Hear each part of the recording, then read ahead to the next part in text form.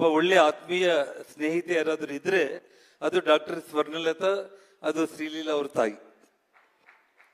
ಮತ್ತು ಇವತ್ತು ನಾನು ಆಲ್ರೆಡಿ ಹೇಳಿದ್ದೆ, ನಾನು ಇವತ್ತು ಇಡೀ ನಮ್ಮ ಕನ್ನಡ ಚಿತ್ರರಂಗ ಅಲ್ಲ, ಇಡೀ ಭಾರತದಲ್ಲಿ ಯಾವ ರೀತಿ ಒಂದು ಕಾಲದಲ್ಲಿ ರೇಖಾ ಹೇಮಾಮಾಲಿನಿ, ಆ ನಂತರ ಜಯಪ್ರದಾ ಜಯಸುಧ ಆಂಧ್ರದಲ್ಲಿ ಆಗಿರ್ಬೋದು, ಮತ್ತೆ ನಿಮಗೆ ನಮ್ಮ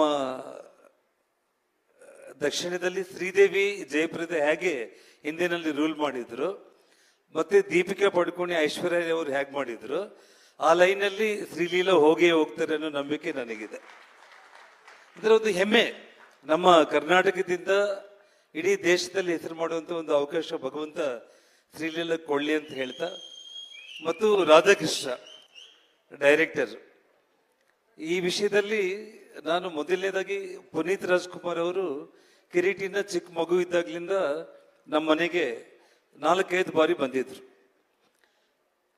ಪುನೀತ್ ಅವ್ರ ಎದುರುಗಡೆನೆ ಎಕ್ಕ ರಾಜಾರಾಣಿ ಅನ್ನೋ ಹಾಡಿಗೆ ಕಿರೀಟಿ ಡ್ಯಾನ್ಸ್ ಮಾಡಿದಾಗ ಕಿರೀಟಿನ ಎತ್ಕೊಂಡು ಮುದ್ದಾಡಿ ಅಪ್ಕೊಂಡ್ಬಿಟ್ಟು ಖಂಡಿತ ಇವನು ಮುಂದೊಂದು ದಿನ ಹೀರೋ ಆಗ್ತಾನೆ ಅಂತ ಹೇಳಿ ಆಶೀರ್ವಾದ ಮಾಡಿದ್ರು.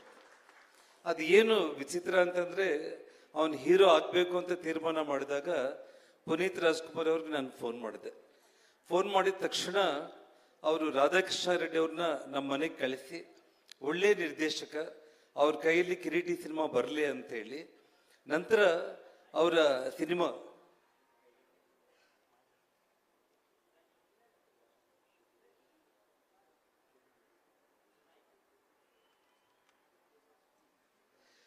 ಯಾಕಂದ್ರೆ ಸಿನಿಮಾ ಹೆಸರು ನನಗೆ ನೆನಪಿಗೆ ಬಂದಿಲ್ಲ, ಜೇಮ್ಸ್ ಮೂವಿ ಅವರ ಕೊನೆ ಸಿನಿಮಾ. ಆ ಸಿನಿಮಾ ಶೂಟಿಂಗ್ಗೆ ಕಿರೀಟಿನ 10 ದಿವಸಗಳ ಕಾಲ ಪ್ರತಿದಿನ ಬೆಳಿಗ್ಗೆ ಕಿರೀಟಿನ ಕರ್ಕೊಂಡು ಈ ಪ್ಯಾಲೇಸ್ ಅಲ್ಲಿ ಎಲ್ಲ ಕಡೆ ಶೂಟಿಂಗ್ ಆಗ್ತಾ ಇದ್ರೆ, ಪ್ರತಿದಿನ ಕಿರೀಟಿನ ಕರ್ಕೊಂಡು ಹೋಗ್ಬಿಟ್ಟು ಶೂಟಿಂಗ್ ಗ್ಯಾಪ್ ಅಲ್ಲಿ ಯಾವ ರೀತಿ ಡಿಸಿಪ್ಲಿನ್ಡ್ ಆಗಿ ಹೇಗೆ ಮುಂದಕ್ಕೆ ಬರಬೇಕು, ನಿನಗೆ ಒಳ್ಳೆ ಭವಿಷ್ಯ ಇದೆ ಅಂತೇಳಿ ತುಂಬಾ ಆತ್ಮೀಯತೆಯಿಂದ 10 ದಿವಸಗಳ ಕಾಲ ಕಿರೀಟಿನ ಜೊತೆಯಲ್ಲಿ ಇಟ್ಕೊಂಡ್ರು ಪುನೀತ್ ರಾಜ್ಕುಮಾರ್ ಅವರು. ಅವ್ರೇನು ಕೊನೆಯ ಉಸಿರು ಬಿಟ್ರು ಅವತ್ತು ಅದನ್ನು ನಾವು ಹೇಳಲಿಕ್ಕೆ ಇಡೀ ನಮ್ಮ ಕರ್ನಾಟಕ ದೇಶನೇ ಕಣ್ಣೀರು ಬಿಡುವಂತ ಪರಿಸ್ಥಿತಿಯಲ್ಲಿ ನಾನು ಅವತ್ತು ತುಂಬಾ ಲೇಟಾಗಿ ಮಲ್ಕೊಂಡು ಬಂದಿದ್ದೆ. ನಾನು ಮನೆಯಲ್ಲಿ ಇನ್ನೂ ಮಲಗಿದ್ದೆ. ನಾನು ವಿಷಯ ಗೊತ್ತಾಗ್ಬಿಟ್ಟು ಬಿಕ್ಕಿ ಹತ್ಕೊಂತ ಬಂದ್ಬಿಟ್ಟು ನನ್ನ ಮೇಲೆ ಬಿದ್ದ್ಬಿಟ್ಟ.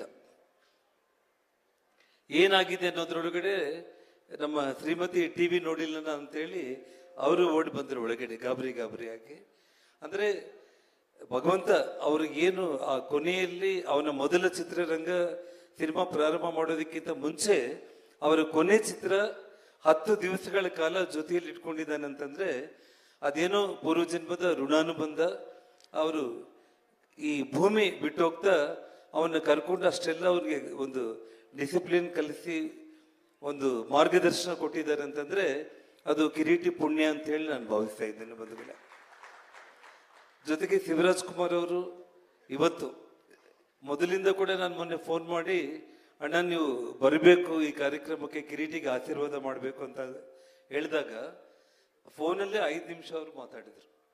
ಅವನು ಪ್ರತಿಯೊಂದು ಟೀಚರ್ ನೋಡ್ತಾ ಇದ್ದೇನೆ, ಪ್ರತಿಯೊಂದು ತುಂಬಾ ಅದ್ಭುತವಾಗಿ ಮಾಡ್ತಾ ಇದ್ದಾನೆ, ಒಳ್ಳೆಯ ಸ್ಟಾರ್ ಆಗ್ತಾನೆ, ನನ್ನ ಹೃದಯದಿಂದ ಹೇಳ್ತಾ ಇದ್ದೇನೆ, ನಾನು ಬಂದು ಕಿರೀಟಿಗೆ ಆಶೀರ್ವಾದ ಮಾಡ್ತೀನಿ ಅಂತ ಹೇಳಿ ಇವತ್ತವರು, ನಾನು ರಾಜಕಾರಣದಲ್ಲಿ ಮಂತ್ರಿಯಾಗಿದ್ದಾಗಲೂ ಕೂಡ ಆನೆಗೊಂದಿಯಲ್ಲಿ ನಾನು ಅವರಿಗೆ ವೇದಿಕೆ ಕರೆಸಿ ನಾನು ಯಡಿಯೂರಪ್ಪ ಅವರು ಸನ್ಮಾನ ಮಾಡಿದ್ದು ಅವತ್ತಿನ ಖುಷಿ.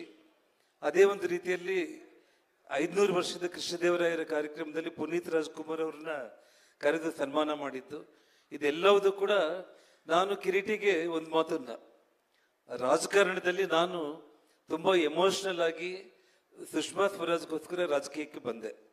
ಆದರೆ ನಾನು ರಾಜಕೀಯಕ್ಕೆ ಬರೋದಕ್ಕಿಂತ ಮುಂಚೆ ನನ್ನ ಬ್ಲಡ್ ಅಲ್ಲಿ ಇದ್ದಿದ್ದು ಒಬ್ಬ ಒಳ್ಳೆ ಸಿನಿಮಾ ಡೈರೆಕ್ಟರ್ ಆಗಬೇಕು ಅನ್ನೋಂಥ ಆಸೆ.